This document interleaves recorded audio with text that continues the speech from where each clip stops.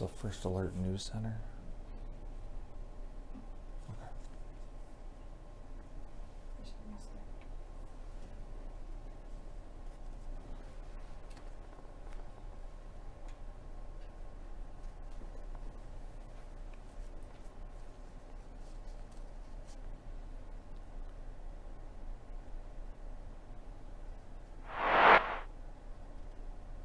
I'm Greg Adeline in the First Alert News Center with today's top stories, the top 5 stories right now on WISTV.com. Coming in at number 5 with 2 massive cicada broods surfacing this summer. Many people are doing their best to avoid the insects. However, not everyone is trying to keep their distance. In fact, some are hoping to get enough of the insects to make a meal. Our sister station, KMOV, took a trip to the Butterfly House in Chesterfield, Missouri, to learn some ways to turn the loud bugs into a delicious delicacy. The Butterfly House showed those who were curious how to make cicada scampi as well. Yikes. At number 4, Medicaid expansion has long been something of a third rail at the South Carolina State House since it became an option about a decade ago. And since then, 40 states have opted to expand eligibility to the government-funded program that provides health coverage to lower-income Americans, but not South Carolina. Well, one Republican lawmaker believes that it is now time to at least have a conversation about it as part of a larger discussion into reforming the healthcare market in South Carolina. Tom Davis wants to form a new committee that would study the issue in the coming months to determine what benefits to the healthcare market would benefit South Carolinians.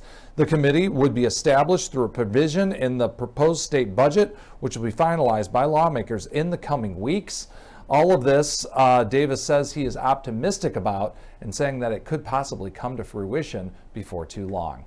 Coming in at number 3, a man who was arrested accused of causing a deadly crash with a motorcycle and school bus was given multiple citations, including driving without a license. The crash happened on Monday in the 100 block of Industrial Drive in Lexington. The motorcyclist, John Douglas Ratcliffe, of 45 years old of Lexington, was killed in that crash. And according to a news release from Lexington Police, the driver at fault in the crash was this man, Giovanni Mendoza Jimenez, who's 20 years old, who is a citizen of Mexico and was unlawfully in the United States. A retaining order was granted to Mendoza Jimenez, and he will be turned over to Immigration and Customs Enforcement. That's what the department said in a news release. During my 30-plus years at WIS, I've covered a lot of baseball. One memory that really stands out, the 2010 National Championship by the Gamecocks. They had a victory parade down Main Street to the State House. An estimated crowd of 40,000 people were on hand. Young, old, black, white, so many folks coming together to celebrate a great sports accomplishment. WIS 10, connection happens here. Back to our top stories at number 2 on WISTV.com. A woman in Charlotte who uses a wheelchair at the airport says that she was stranded at Charlotte's airport on multiple occasions. In 2022, Stacey Bradley started booking a wheelchair with her airline tickets through American Airlines. American uses a service called Prospect Airport Services for passengers using a wheelchair. Bradley is a frequent flyer between New York and Charlotte for her doctor's appointments. She says at Charlotte's airport there was no wheelchair, and she waited and still nobody showed. 6 weeks later, she flew again. The same thing happened. Bradley said there were several times after waiting up to an hour that she and another person in a wheelchair were pushed together by one employee. She also said that there were 2 trips when American Airlines pilots had to step in. When she asked questions, she was told that the company was understaffed.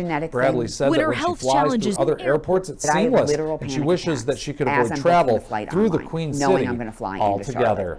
And at number 1 on WISTV.com, a 59-year-old physician's assistant died in a shooting while driving on North Purdy Street near Broad Street. Blaine Varner died from his injuries on Tuesday afternoon. That's according to the Sumter County Coroner's Office. The Sumter Police Department said that Varner was caught in the crossfire between 2 other cars and veered off the road. Police said that people inside 2 other cars were firing guns at each other, and Varner was caught in the crossfire. According to his LinkedIn profile, Varner had been with Tandem Health since 2011, specializing in mental and behavioral health. Police said that investigators were back on the scene Wednesday morning looking for additional evidence. And those are today's top stories. For all of the latest news, weather, and sports anytime, day or night, 24/7, log on to WISTV.com. I'm Greg Adeline in the First Alert News Center.